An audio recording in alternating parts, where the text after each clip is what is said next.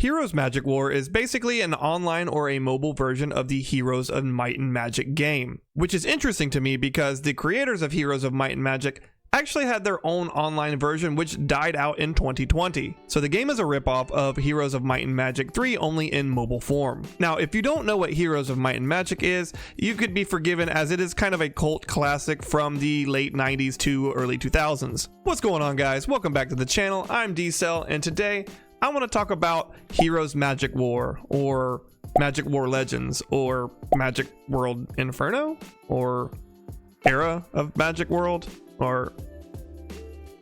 This game is made by TinySoft, which I don't know a whole lot about other than that they are a creator of like mostly slots and casino type games. However, if you do look it up on Google, you'll see that this dev has a ton of games that are pretty much clones of itself, which kind of screams cash grab to me. Now, when you first load up the game, you will only have arena, store, characters, and the campaign tab. The leaderboard will unlock later on when you get further into the arena, and the dungeons over here will unlock as you start getting them further on in the campaign. So let's go ahead and start with the castle menu. This is where you unlock chests for cards, you fight in the arena, and this is how you access the events and dungeons. The arena is pretty straightforward. You enter, you fight your battle. If you win, you get a chest that you can unlock. Now, these chests can unlock after 3, 8, or 12 hours, and depending on the hour limit, you get more cards. Now, I'm fairly certain that these are not player-controlled battles, or at least they're not things that are based off of other player units. These are NPC battles. Of course, you could always use these purple gems, which are the paid currency, to unlock these chests quicker, but more on that later. The killer chest here unlocks every 3 hours, and you have to go and kill 15 different stacks of enemies, and then you can unlock that chest for more rewards. The Slayer chest is very similar. It happens once a week, and it takes 200 stacks of units to unlock. This game does have daily, weekly, and monthly quests, which,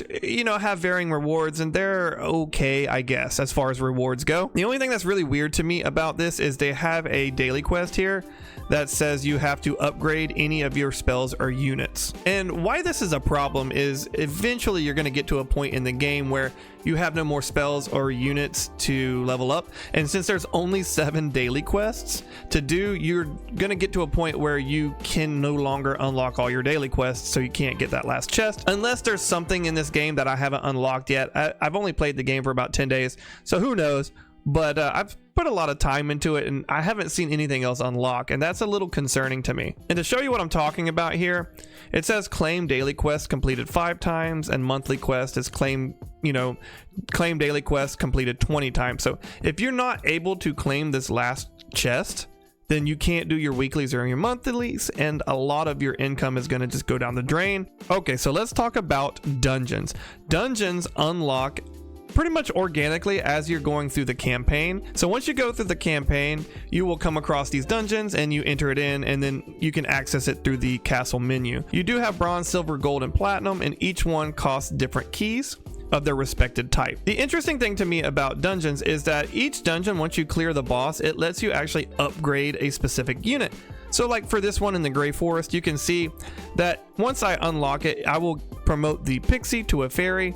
They will get more damage, more attack, defense, and speed, and they unlock freezing and untouchable. So it's like a really cool mechanic actually that I really like about this game. Now, after you get Arena 4 or higher, the events tab starts to unlock, and then you can do your events. Now, events come in different shapes and sizes. The current event is like a Northern Kingdom event, which you go in, there is a map to explore, you have to go in, you have to kill things, and once you kill them, then you get your rewards. You get extra resources, you get units and chests, and so on and so forth. They do have a calendar that tells you when the events are coming, what event's coming next, what was the past event. As you can see, the last event was a mage tower, which was kind of like a progressive tower up to 32 floors, and like every 4 or 5 floors you get like a bonus chest and stuff like that. So the units in this game are card based, and just to give you an idea of what I mean, let's go ahead and go unlock a chest. So let's go ahead and unlock this chest, and as we unlock the chest, you can see we're going to get some gold, we get some rocks,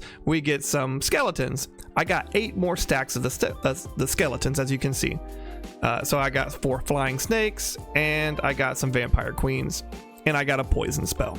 So as you can see, this is all like card based, and that translates into your army. And if you notice right here down at the bottom, you can double that monetary reward, the gold and stuff, for watching an ad, but but more on that later, because trust me, we're going to talk about it. The units work again like the Heroes of Might and Magic, where the number up top where it says 198 here, that is the number of units within that stack. So there's 198 wood elves on this card. So if we go into the info, you can see that each wood elf has 100,000 health. That means that this stack has an effective health of 198,000 HP, because each wood elf is 1000 HP and there's 198 of them. That means my effective damage for the stack is 300,000 to 600,000 damage. This is important because the killer chests mean you have to kill a stack of enemies. The campaign is set up into rather large maps that you move around on your horse. You're gonna kill some enemies, you get keys, you get chests, you get in-game currency, you get some of the paid currency. It has a 3-star system, kind of like most games, where you can see it has 1, 2, and 3 stars here. At 30%, 60%, and 100% of the map clear, you will get an extra bonus chest that you can unlock for free. Now, one thing of note here is if you see this Forgotten City is only 2 out of 3 stars. And the reason why it's still 2 out of 3 stars is I cannot unlock this to 100% unless I want to use the paid currency, those purple gems, because they have areas like this one. You can only unlock it for 750 gems, and each campaign has a progressively larger gem, so it's like a massive time sink or spend money type of thing.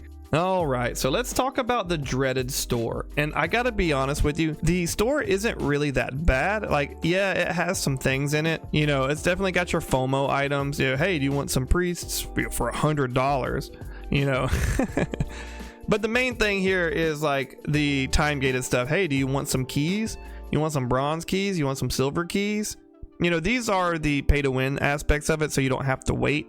I mean, obviously getting units like this is, you know, very pay to win. There's nothing about this shop that screams to me like you have to buy. Now, the game is predatory, but we will get to that in a moment. What actually makes this game predatory and kind of bad, well, really bad, honestly. But going back here, like you can see, like once a day you can usually buy some units or some spells for in-game currency or a very low cost of gems. So like I can buy this golem for 300 gold, or some zombies or boobos, which I will do because you have to do that to clear out some of your daily quests. Now, if you want to watch some ads every 30 minutes, you can get a free chest, you can get a free hero chest, some free in-game, some free purple gems, some free gold, and some, you know, more resources. This is kind of where you can probably start to see where the issue is with this game, and that is the ads. This game is very much heavy on the ads, and that's kind of where the predatory stuff starts to pick up at. Speaking of gems, the in-game currency, how do you get them?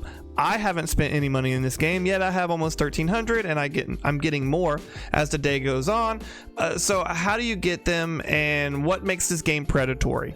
The interesting thing about this game is you don't actually need to buy the gems if you don't want to. They have an interesting system set up here. If you go to the shop where it says earn gems, you can actually earn gems for free. Now, when you click on this info, that menu, it brings you to another menu where you have all these offers, okay? Now, what's kind of crazy about this is they'll let you play another game, and as you hit different check marks in these games, you will actually get free gems for playing it, which honestly seems very counterintuitive if you think about it, which it's like, hey, go play this other game instead of our game and we'll give you free currency in our game.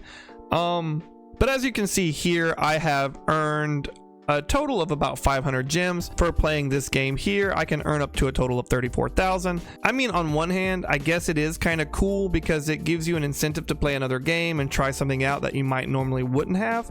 And you might actually find a game that you enjoy doing it and, you know, earn some free resources by doing so.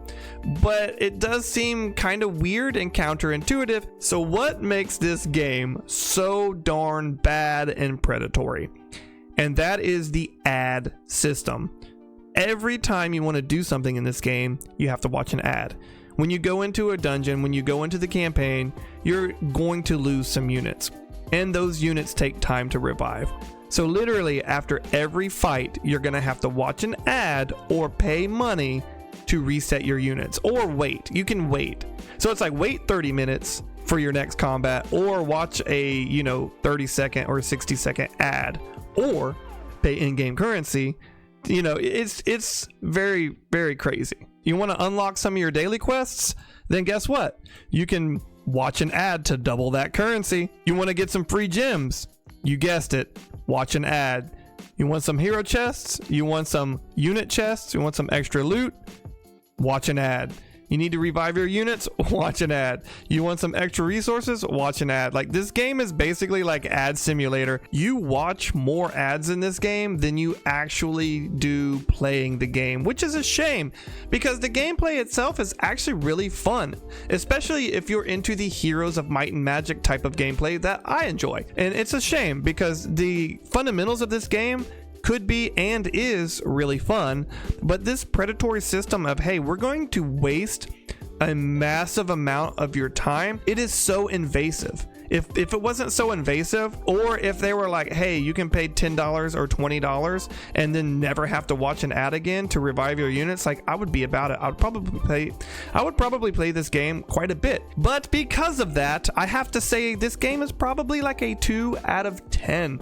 It is not that great. While the gameplay is fun, especially for strategy enjoyers or Heroes of Might and Magic enjoyers, the rest of it is marred by that wait time. It's an absolutely excruciating, painful wait time. But I do have to say, if you are interested in this game and you want to play it because it is free to play, be warned, you will watch more ads than you will play the game. Hopefully you enjoyed the video. If you did, let me know by smashing that like button and leave me a comment. Let me know what you think about this game. Have you played it before? Have you played Heroes of Might and Magic? What do you think about that? Make sure to subscribe to the channel if you enjoyed it for more content like this in the future. And as always, guys, I'll see you in the next one.